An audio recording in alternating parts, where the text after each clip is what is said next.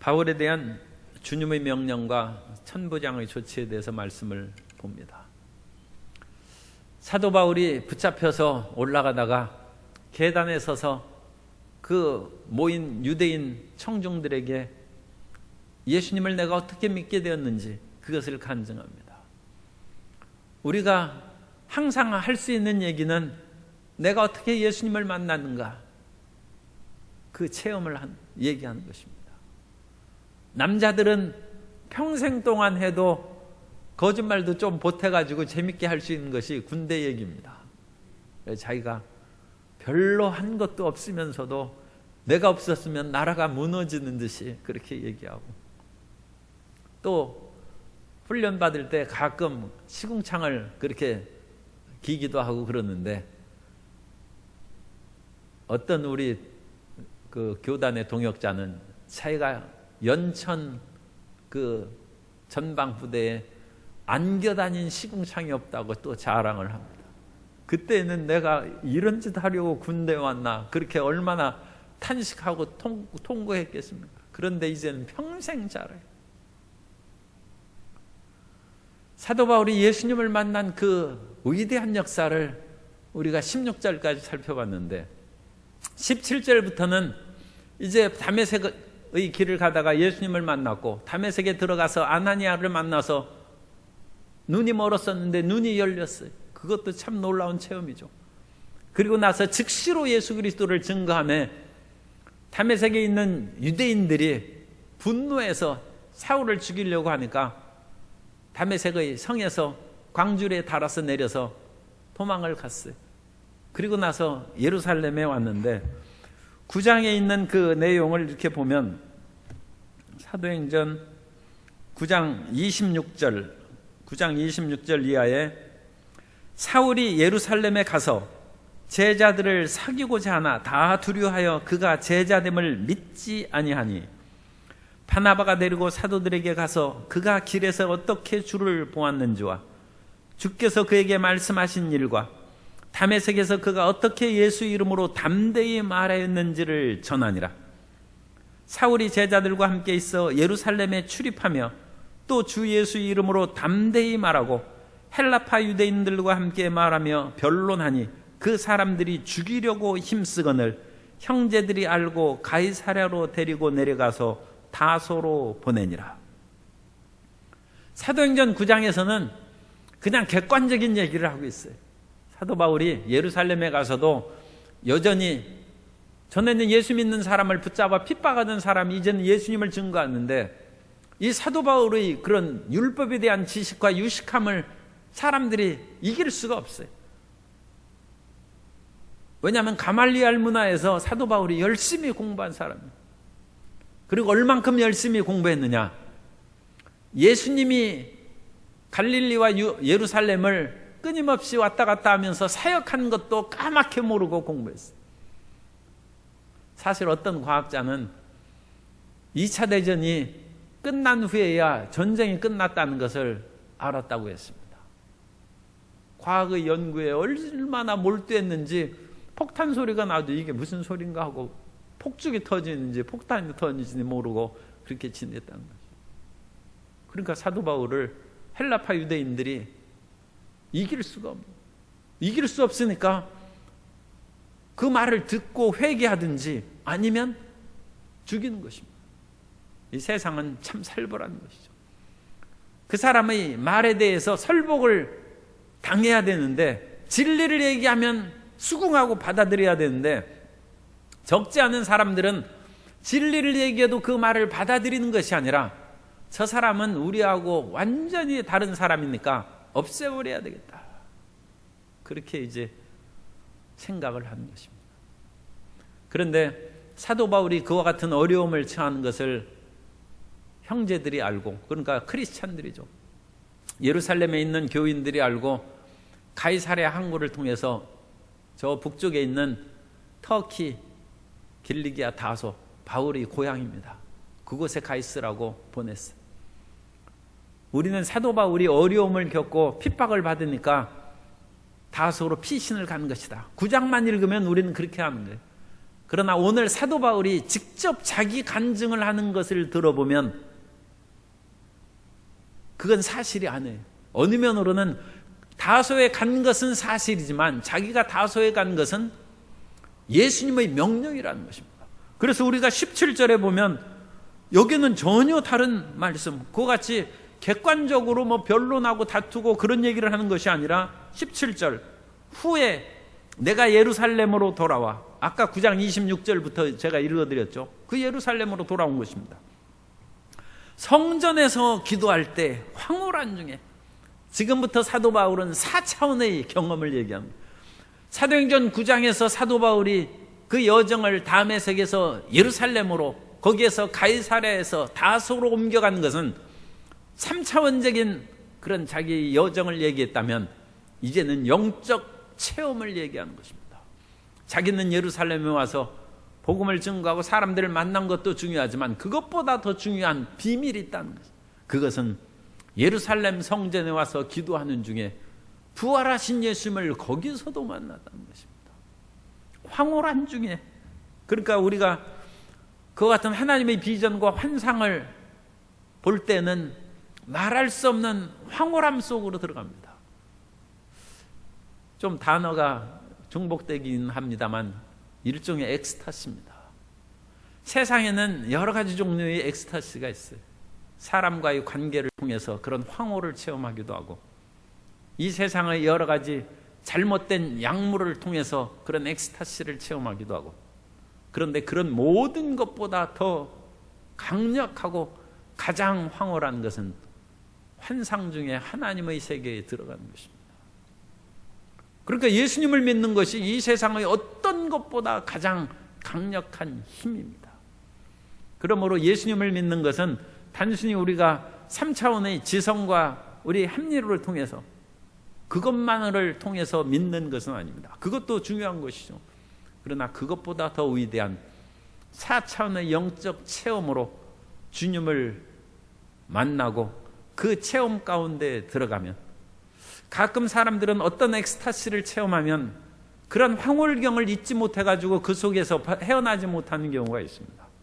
그러나 그런 잘못된 것들은 사람을 파멸시키지만 예수님을 만남으로 그 황홀에 들어간 사람은 이 세상 것이 보이지 않습니다. 더 이상 이 세상에 얽매이지 않는 자유함을 얻게 되고 참으로 신실한 믿음으로 끝까지 하나님을 의지하며 살아가게 될 줄로 믿습니다.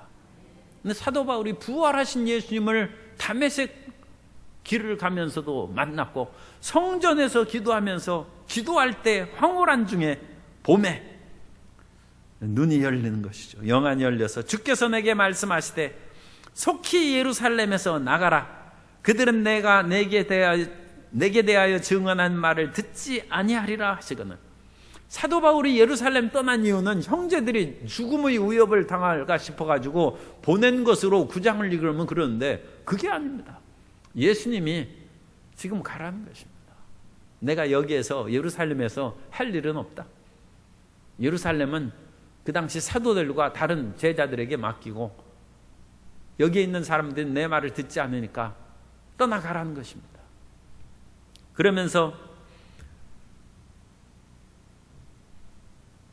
그때 19절에 내가 말하기를 주님, 내가 주를 믿는 사람들을 가두고 또 각 회당에서 때리고 또 주의 증인 스데반이 피를 흘릴 때 내가 곁에 서서 찬성하고 그 죽이는 사람들의 옷을 지킨 줄 그들도 아나이다. 내가 전에는 박해자요 포행자였는데 이제 예수님을 만나고 새 사람이 된 것을 보면 이전의 동료들이 감동을 받지 않겠습니까? 그 얘기. 사도 바울은 그것을 잊지 않고 있습니다. 사도 바울은 이전에 자기가 얼만큼 예수님을 핍박했는지 디모데전서 1장 13절에 보면 내가 전에는 비방자요 박해자요 폭행자였으나 도리어 긍휼을 입은 것은 내가 믿지 아니할 때 알지 못하고 행하였습니다. 그러니까 알지 못하고 행한 것은 그것도 조금 어려운 그런 징계가 좀 있습니다. 그러나 크진 않아요. 모르고 한 죄는 하나님께서 크게 심판하지 않습니다. 알면서 죄악에 빠져간 죄는 크게 책망을 받죠. 그렇기 때문에 하나님께서는 이 사울이 여러 가지 어려움을 경하고 갑자기 눈이 안 보이고 그랬지 않습니까? 그런 어려움을 겪었지만 사흘 만에 다시 눈이 뜨이고 예수님께 쓰임받는 그런 역사를 나타내 주신 것입니다. 알지 못하였기 때문에 하나님께서는 속히 치료하시고 긍휼을 베풀어 주시고, 그런데 한번 치료해 줄 때는 굉장히 쉬워요. 그런데 똑같은 것으로 또 죄를 지어서 그 병이 똑같이 걸리면 열심히 기도해야 됩니다. 왜냐하면 그때는 알고 지은 죄였기 때문에 더 노력해야죠. 모르고 했을 때는 용서받기가 쉬워도 알면서 지은 것은 우리도 용서하는 것이 좀 힘들어지지 않습니까? 그거나 마찬가지입니다. 그런 사도 바울이 그래서 내가 용서를 받았다. 그러므로 주님, 내가 이렇게 해서 예수님을 만나고 새 사람이 되었은즉 제가 함께 어울려서 예수님 믿는 사람을 붙잡으러 다닌 내 친구들에게, 그리고 내 동료들에게, 또 대제사장에게 가서 예수 믿는 사람들을 붙잡아 결박할 수 있는 그런 허락을 받았으니까 내가 대제사장에게도 가서 예수님은 하나님이시라는 것을 증거하겠습니다.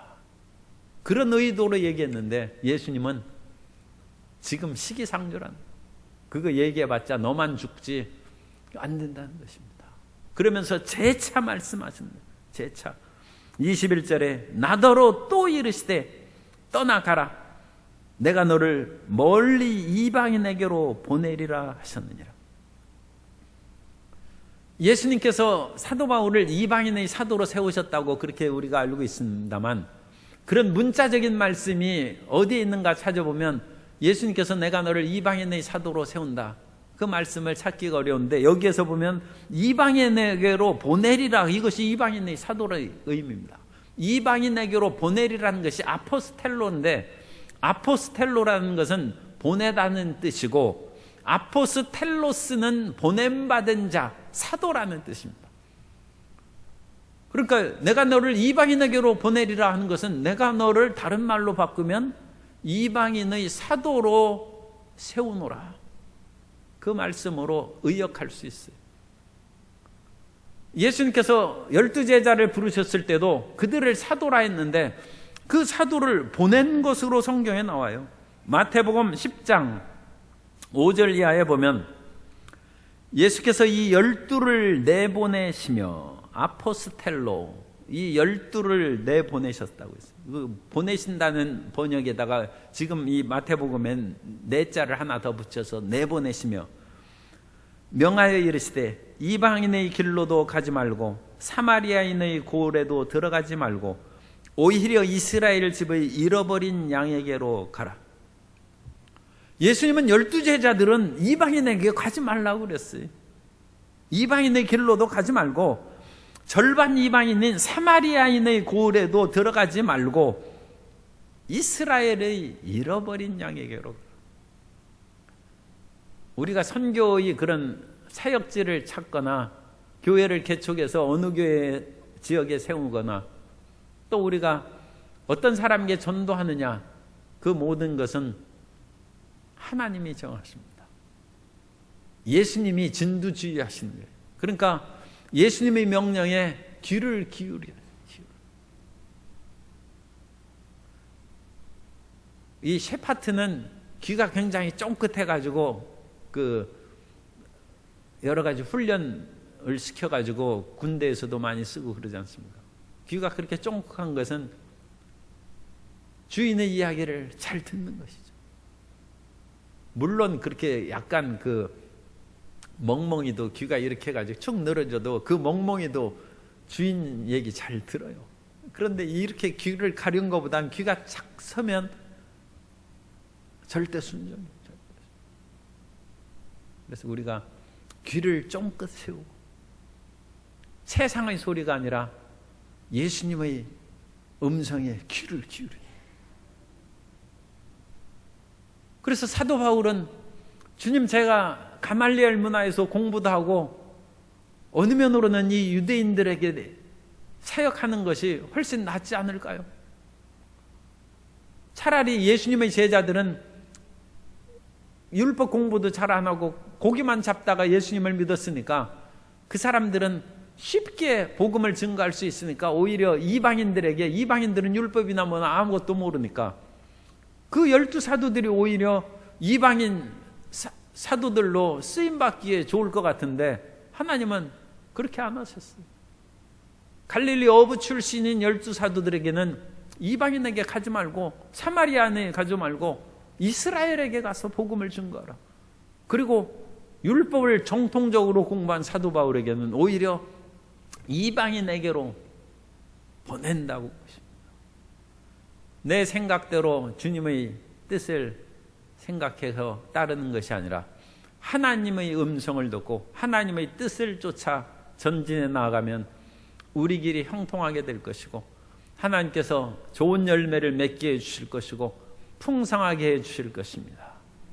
그래서 끊임없이 하나님을 살피는, 끊임없이 하나님을 살피는.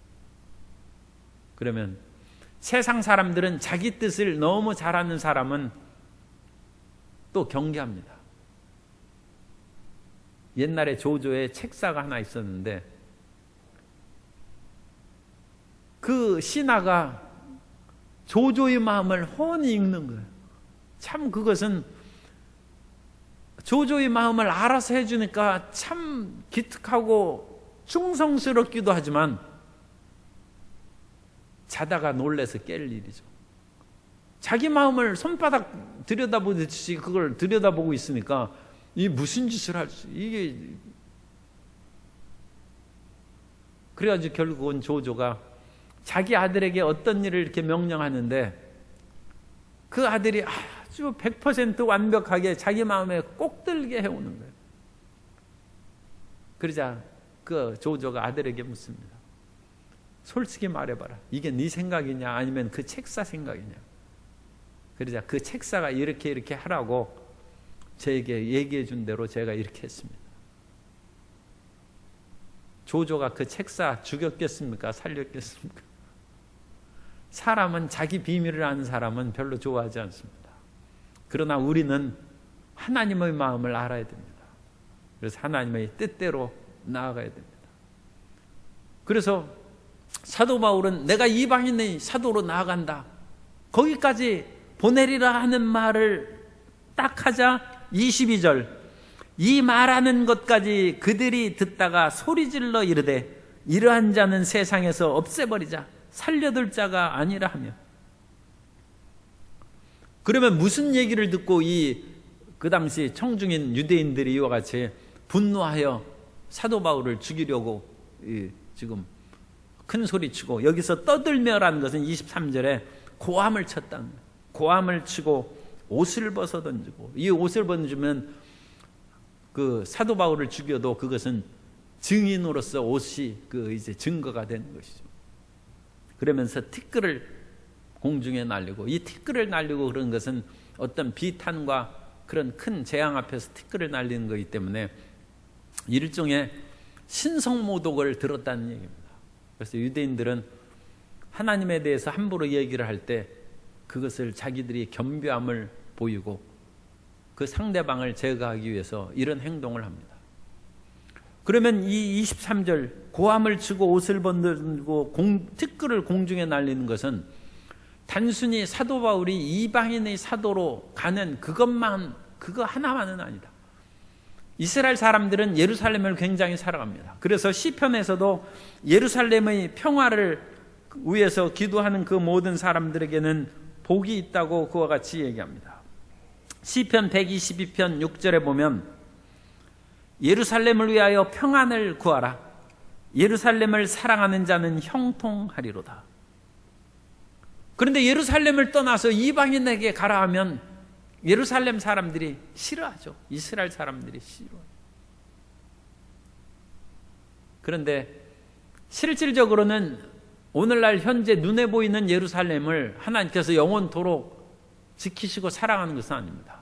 그 예루살렘은 하늘의 예루살렘에 대한 그림자입니다. 그림자고, 진정 하나님을 사랑하는 것은 이 땅의 예루살렘이 아니라 하늘의 예루살렘이고, 우리가 율법을 지키는 것은 하나님을 사랑하는 그림자입니다. 그래서 그림자를 통해서 진실된 하나님을 섬기고 온 마음과 뜻과 정성을 다하고 목숨을 다하여 하나님을 사랑하면 율법을 완성하는 것입니다. 그런데 그림자만 끝까지 붙잡고 있으면 그건 아직 깨어나지 못하는 것이죠. 유대인들이 아직도 율법을 붙잡고 예루살렘을 붙잡고 사는 것은 그림자를 붙잡고 살아가는 깨어나지 못한 상태입니다. 그런데 2000년 전에 오죽했겠어요. 예루살렘을 떠나서 이방인에게 가라니까 그 사람들이 분노가 치솟았어요. 그리고 결정적인 것은 17절에 보면 성전에서 기도할 때 황홀한 중에 봄에 주께서 내게 말씀하시되, 성전의 주인이 누굽니까? 성전에는 하나님이 계시야죠. 이사야가 오시아 왕이 죽던 해에 내가 본즉 성전에서 기도할 때, 오시아가 성전에서 기도할 때 내가 본즉 주께서 높이 들린 보좌에 앉으셨는데, 그 하나님은 만군의 야훼라고 그 뒤에 나옵니다. 성전의 주인은 만군의 야훼 하나님이십니다. 그런데 17절에서 그 성전의 주인이 누굽니까? 예수님의 예수님. 이것이 신성모독입니다.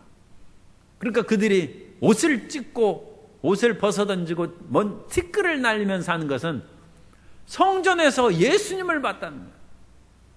예수님이 그곳에서 모든 것을 주관하시고 앞길을 인도하시고 예루살렘을 떠나고 이방인의 사도로 내가 너를 보낸다는 그 말씀을 하시니까 살려둘 자가 아니라, 그것은 대제사장들과 그 당시 유대의 지도자들과 또 많은 백성들이 예수님을 십자가에 못 박혀 죽인 것을 정면으로 반대합니다. 예수님은 하나님께로부터 오신 자가 아니라고 해서 대제사장들과 그 사람들이 예수님을 십자가에 못 박았지 않습니까? 그런데 그 예수님이 부활하셨을 뿐만 아니라 그 부활하신 예수님은 어디에 계세요? 성전의 주인으로 계시다. 다메섹 도상에서 계신 것은 그건 자기들이 안 믿을 수도 있어요. 그건 헛것을 볼 수도 있고 여러 가지 자기 그런 무엇인가 잘못된 환상과 체험이 있을 수도 있다. 그렇게 유대인들이 생각할지라도 이제는 성전에서 기도할 때 성전에 임재하신 예수님이고 그 예수님께서 자기 길을 인도하심으로 이제까지 선교 사역을 해왔다. 그 말을 들으면 그 계단 밑에 있는 유대인들이 다 꿇어 엎드려서 회개하고, 우리가 어찌할꼬? 사도 바울이여, 우리가 어찌하면 좋을꼬? 그러면 각각 회개하고 주 예수 이름으로 침례를 받고 죄사함을 받으라. 그리하면 성령을 선물로 받으리라. 베드로가 오순절날 설교한 것처럼 사도 바울도 그와 같이 메시지를 증거해야죠. 이제 회개하고 예수님을 믿으면 된다. 그렇게 얘기해야 되는데, 이 사람들은 가슴이 찔려서 그 자리에 무릎을 꿇고 회개하는 것이 아니라 그 말을 안 들으려고 일종의 귀를 막은 것이고, 그 말을 한 사도 바울을 살려둘 자가 아니라 죽이려고 합니다. 이것은 스데반 순교한 거하고 똑같죠. 그죠? 스데반이 핍박을 받고 그 위기에 처했을 때 하늘 문이 열고 하늘 보좌 우편에 예수님이 서신 것을 보라 하니까 그들이 손으로 귀를 막고 달려들어서 끌어내어 돌로 내쳐서 스데반을 죽였습니다. 하늘 문이 열리고 예수님을 보았으면 그 말을 듣는 사람이 회개해야죠. 예수님 믿어야죠. 그런데 안 믿는 사람은 죽이는 것이죠. 그런데 사도 바울이 지금 이 자기를 죽이려다가 겨우 지금 살아난 그 상황이에요. 그래서 끌려가면서 몸도 지금 불편해요. 그래가지고 계단을 올라갈 때 군인들이 그릇을 들어서 그 계단 위에 올려서 있어요. 지금 피를 흘릴지도 모르고 여러 가지 어려운 상황이 있어요. 그런데도 불구하고 사도 바울이 스데반의 설교를 통하여 그 당시 유대 폭도들이 자극을 받은 것처럼 오늘 이 수많은 청중들이 자극을 받을 수 있는 위험이 있음에도 불구하고 예수님을 만난 사실, 그리고 예수님이 성전에 계신 것, 그리고 예수님께서는 유대인뿐만 아니라 천하의 모든 이방 사람들이 다 예수님을 믿고 구원받기를 원한다는 것을 전하는 것입니다. 왜 전하겠어요? 지금은 안 믿어도 나중에 믿을 수 있어요. 그것의 간증이 자기 자신입니다. 왜냐하면 스데반이 예수님에 대해서 말씀했을 때 모든 사람들이 다 달려들어서 스데반을 죽였고, 그 옷을 처음 이제 돌을 던진 사람은 증거가 있어야 돼요. 그래서 나중에 불리면 그 증언해야 됩니다. 그러니까 그 옷을 사울이 맡았어요.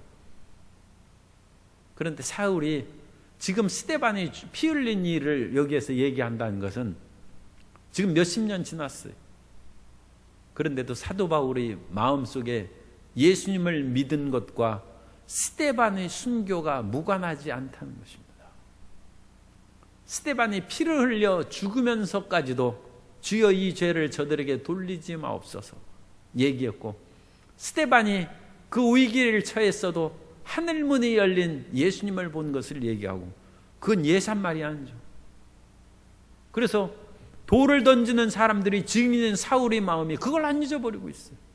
그렇다면 지금 사울도, 지금 이제 이름을 바꾼 바울도 이 폭도들에게 예수님을 만난 것을 지금 분명히 똑같이 얘기하는 거예요. 부활하신 예수님이 나타나는 것을 얘기하는 거예요. 그리고 예루살렘에서 내 말을 듣지 않을지라도 그 예수님이 하신 말씀을 지금 이 자리에서 함으로써 너희가 지금은 듣지 않을지라도 내가 한 이 말이 나중에는 너희 마음 가운데 비수처럼 꽂혀 있을 것이고, 그 말을 통해서 내가 나중에 회개하고 예수님을 믿은 것처럼 당신들도 믿게 될 것이다. 그런 기대감이 있는 것입니다. 그러므로 우리는 때를 얻든지 못 얻든지 예수 그리스도의 십자가를 전해야 되고, 예수 그리스도의 부활하심을 전해야 되고, 내가 이전에 박해자요 폭행자로 살았지만 예수님을 믿게 된 것을 전해야 됩니다. 저 사람 저 말해도 안 믿어. 절대로 믿을 사람 아니야. 그것은 자기 생각입니다. 우리는 그리스도 예수의 그 위대한 역사를, 그리고 내가 예수님을 믿은 것을 간증할 때 그 말이 1년 뒤에 10년 뒤에도 그것이 기억되어서 주님께 돌아오는 역사가 나타나게 될 줄로 믿습니다. 그 돌이키는 것은 성령님이 하시는 것이고 우리는 그 재료를 전하는 것입니다. 저 사람이 그와 같이 얻어맞고 죽어가면서까지도 그 예수님에 대해서 한 그 말, 그것이 거짓말 같으면 죽을 때 말을 하겠는가?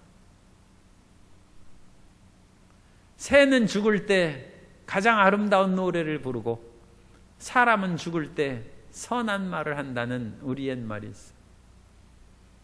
그 어려운 지경을 터에서도 그 한 예수 그리스도의 마지막 증언을 사람들은 귀히 여기고 그것을 예사롭게 생각하지 않는 것입니다. 그래서 이 천부장이 지금 또다시 이제 그 수많은 사람이 소요가 일어나서 그 사도 바울이 다치거나 이 죽을 위험에 처했어요. 그러니까 천부장이 바울 영내로 데려가라 명하고 그들이 무슨 일로 그에 대하여 떠든지 알고자 하여 채찍질하며 신문하라는데, 25절 이제 채찍질하며 신문하려고 하니까 이 몸을 묶어야죠. 가죽끈으로 그것을 묶었어요. 그리고 바울이 곁에 서 있는 백부장더러 이르되 너희가 로마 시민 된 자를 죄도 정하지 아니하고 채찍질할 수 있느냐. 당시 로마법에는 종은 붙잡아다 채찍질할 수 있어요. 그리고 로마 시민 아닌 사람들도 재판하기 전에 채찍질할 수가 있습니다. 그러나 로마 시민은 채찍질 못하게 되어 있습니다. 로마 시민은 반드시 재판을 받은 후에 그 죄가 있는 것으로 인정하면 그때 벌을 가할 수 있게 돼 있어요. 그런데 다른 사람들은 미리 때리는 거예요. 그래서 로마 시민과 로마 시민이 아닌 사람들에게 이 차등을 두었습니다. 그런데 사도 바울이 가죽에 묶여가지고 채찍질을 맞을 그런 위기에 처하자 이번에 사도 바울이 얘기했어요. 너희가 로마 시민 된 자를 죄도 정하지 아니하고 채찍질할 수 있는, 그 당시에 로마 시민의 어떤 증표가 있었던 것으로 그와 같이 생각합니다. 그래서 그런 로마 시민의 증서를 여러분 이태리라든지 아니면 뭐 다른 그리스 뭐 그런 지중해 세계 어디든지 상관없어요. 가다가 골동품점에 그렇게 들려서 요즘 좋은 것만 하지 말고 그런 거 우연히 이 로마 시민된 증서 그거 하면 그 아주 보물을 찾는. 그래서 어떤 증서나 또는 나무패로 옛날 우리 호패를 만드는 그런 것처럼 그런 어떤 패가 있지 않을까 그렇게 이제 생각합니다. 그래서 증서의 어떤 것을 사도 바울이 지니고 다녔을 것이다. 그래서 그것을 백부장에게 보여주매 천부장이 깜짝 놀라가지고 쫓아 올라왔어요. 그래서 당신이 로마 시민이냐? 아, 그렇다. 그래서 천부장이 나도 로마 시민이다. 그러면서 나는 많은 돈을 주고 샀다. 우리가 23장 26절에 보면 23장 26절에 글라우디오 루시아는 총독 벨리스 각각계의 문안하나이다. 이 천부장의 이름이 글라우디오 루시아입니다. 이 루시아는 헬라 이름이에요. 그래서 이 사람의 원래 이름은 루시아입니다. 그런데 글라우디오는 이 라틴어예요. 글라우디오는 로마 황제 이름입니다. 그래서 로마 황제 글라우디오 황제 때 수많은 사람들이 로마 시민이 됐는데 그때 돈을 많이 받았다고 그래요. 그 대신에 글라우디오라는 이름을 쓸 수 있도록 증서를 줬어요. 그래서 이 루시아는 많은 돈을 들여서 글라우디오 루시아라는 이름을 만든 거예요.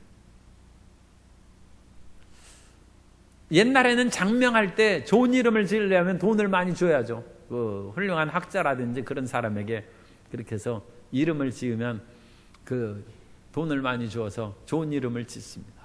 그런데 그런 거하고는 좀 다릅니다만 어쨌든 로마 시민이 되면서 이 로마어, 라틴어의 이름을 받는 대신 비싼 값을 줍니다. 그래서 글라우디오 이름을 붙여서 글라우디오 루시아 그렇게 이름을 붙인 거죠.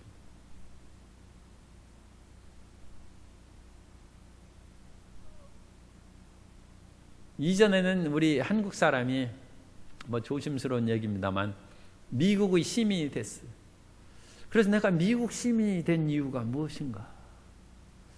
그래서 미국 시민으로 그냥 자유롭게 살고 거기에서 뭐 그렇게 행복하게 지낸 사람도 있어요. 그런데 미국 시민이 된 이유가 무엇인가 생각하다가 북한에 들어간 사람이 있어요. 한국 사람은 절대 못 가던 수십 년 전 얘기입니다. 절대 못 가던 시절에 미국 시민이 북한에 들어가면서 병들고 약하고 굶주린 사람들에게 의료와 구제 행사를 했어요. 물론 그 사람은 북한 출신으로 미국에 가서 시민이 된 한국계 이제 미국인이었겠죠. 자기가 미국 시민 된 것이 이 일을 위해서 있는 것이다. 북한에 선교를 하고 표면적으로는 많은 사람들에게 구제물자를 나누어주는 그것으로 이제 들어간 것이죠. 그러면 은밀하게 성경을 나눠주고 복음을 증거한 일을 했다. 에스더서에 보면 위기에 빠진 유다 민족이 이제 죽을 지경에 처했어요. 그러자 모르드게가 와서 얘기합니다. 내가 왕후가 된 것을 이때를 위함인지를 어찌 알겠느냐. 내가 왕후 돼가지고 부귀영화 누리고 호화롭게 사는 그것이 내 인생 다는 아니다. 하나님 일을 생각하라는 거예요. 그래서 이 위경에 빠진 유다 민족을 구원하기 위해서 하나님이 왕후 시켜놓은 거예요. 그것을 위해서 미국 시민권 준 것이고 그것을 위해서 로마 시민권을 하나님이 주신 것이다. 가끔 그런 것이 써먹을 때가 있어요. 그래서 성도 여러분 자격증 많이 따놓고 여러 개 그렇게 뭐 시민권도 없고 뭐 온갖 것 많이 해놓으세요. 언젠가 쓸모가 있겠죠. 아무것도 안 한 것보다는 해놓는 것이 써먹을 때가 있어요. 그리고 왜 내가 지금 나이가 80인데, 제가 좀 과장해서 나이가 80인데 왜 운전면허를 공부하고 왜 이 자격증 시험을 봐야 되나? 혹시라도 주님께서 쓰실까 봐 그 마음을 가지고, 그게 충성한 거예요. 나는 무익한 사람이 아니고 이제 내 인생 다 살았으니까 불필요한 존재가 아니고 무엇인가 하나님께서 나를 필요하실 때가 있을 것이다. 그 일을 위하여 준비하는 우리 모든 성도님들 되시기를 바랍니다.